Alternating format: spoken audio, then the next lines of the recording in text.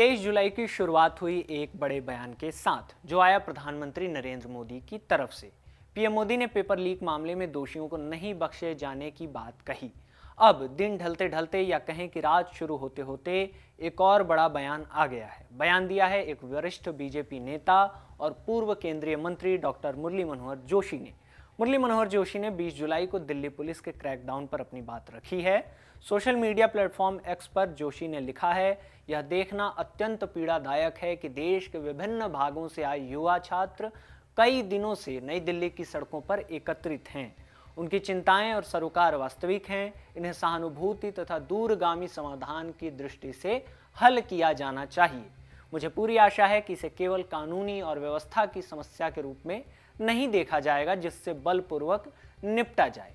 जोशी आगे लिखते हैं, मुझे यह देखकर अत्यंत पीड़ा हुई है कि महिलाओं और युवतियों पर निर्मम बल प्रयोग किया गया। ऐसे बल के उपयोग से भारतीय समाज का बड़ा हिस्सा विकसित भारत के लक्ष्य से बहुत दूर चला जाएगा। मुरली मनोहर जोशी अपने बयान में दिल्ली पुलिस के क्रैकडाउन का जिक्र कर रहे हैं। आरोप लगे हैं कि 20 जुलाई के दिन दिल्ली पुलिस ने महिला प्रदर्शनकारियों को भी पीटा।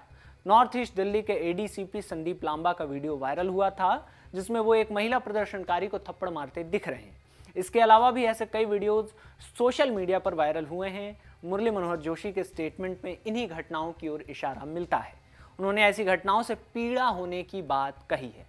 मुरली मनोहर जोशी बीजेपी की पिछली पीढ़ी के नेताओं में से पहले नेता हैं जिनका बयान जंतर मंतर पर चल रहे प्रदर्शन और पुलिसिया कार्रवाई को लेकर आया है। जोशी ने चेताया है कि इस तरह की कार्रवाई से लोग विकसित भारत के लक्ष्य से दूर हो जाएंगे। जोशी ने स्पष्ट लिखा नहीं है, लेकिन शब्दावली बता रही है कि जोशी की चेतावनी केंद्र की नरेंद्र मोदी सरकार के लिए ही है। केंद्र की नरेंद्र मोदी सरकार लगातार 2047 तक विकसित भारत की बात करती रही है। बता दें कि जंतर मंतर पर कॉकरोच जनता पार्टी का प्रोटेस्ट चल रहा है। मांग है केंद्रीय शिक्षा मंत्री धर्मेंद्र प्रधान के इस्तीफे की। इसी मांग को लेकर 20 जुलाई के दिन संसद मार्च का आह्वान किया गया था। इसी मार्च के शुरू होते ही पुलिस ने क्रैकडाउन कर दिया। क्रैकडाउन के बाद डिमांड्स बदले भी हैं। कॉकरोच जनता पार्टी यानी सीजेपी ने मांग की है कि प्रधान का इस्तीफा तो हो ही, नीट पेपर लीक के बाद जान गंवाने वाले बच्चों के परिवारों को 1-1 करोड़ रुपए मुआवजा भी मिले। 20 जुलाई की घटना की वजह से किसी भी प्रदर्शनकारी पर मुकदमेबाजी नहीं होनी चाहिए। सरकार की ओर से इन डिमांड्स पर कोई स्पष्ट टिप्पणी नहीं आई है कि वो इन मांगों को लेकर क्या सोचती है, क्या वो इन मांगों को मानने वाली है या नहीं। सरकार की ओर से केंद्रीय मंत्री जेपी नड्डा को सीजेपी लीडर से बातचीत की जिम्मेदारी सौंपी गई है। नड्डा ने 23 जुलाई को ही कहा है कि बातचीत के लिए सरकार के दरवाजे खुले हुए हैं। प्रदर्शनकारी नेता आएं और बात करें, तो फिर बात हो क्यों नहीं रही?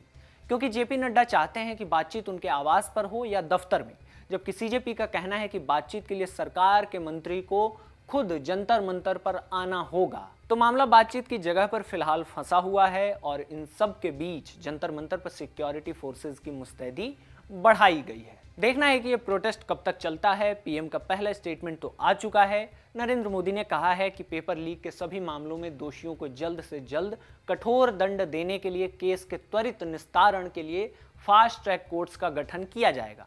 इस संबंध में निर्देश दे दिए गए हैं कि संबंधित विभाग आवश्यक कार्रवाई सुनिश्चित करें। पीएम आगे लिखते हैं, विद्यार्थियों के हितों को सुरक्षित करने के लिए सरकार द्वारा लिए जा रहे निर्णयों की श्रृंखला में ये एक महत्वपूर्ण कदम है। युवाओं के भविष्य के साथ खिलवाड़ करने वाले किसी भी व्यक्ति को बख्शा नहीं जाएगा। पीएम के इस एक्स पोस्ट और सीजेपी की मांगों का कोई मेल ही नहीं है। देखना है कि सरकार और प्रदर्शनकारियों के बीच ये मेल कब स्थापित होता है। इस वीडियो में इतना ही। इसे रिकॉर्ड किया है आनंद ने। मेरा नाम आकाश है। शुक्रिया।